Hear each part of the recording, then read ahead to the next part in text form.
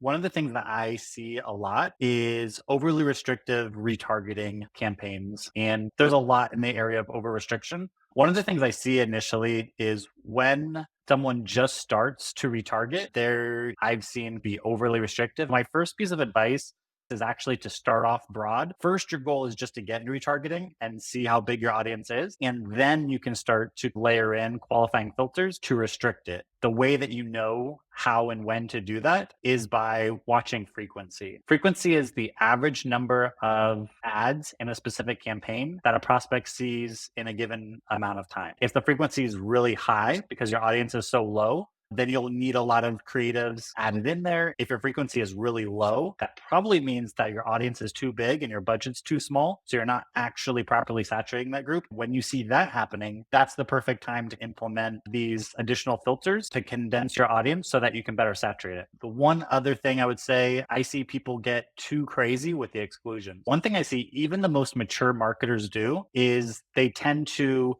have this massive exclusion where they're excluding a bunch of job titles, a bunch of job functions, a ton of companies, a bunch of industries. The one thing I've come to realize is that it's way better to focus on your targeting versus build out this massive exclusion. The reason being that the way LinkedIn buckets these things, if you say, I want to exclude marketing managers. It's not just excluding people with the exact title marketing managers. Marketing managers is like a bucket of titles that might actually include head of marketing, VP of marketing. Overly building a list of excluded job titles actually will start cutting out very relevant titles you want.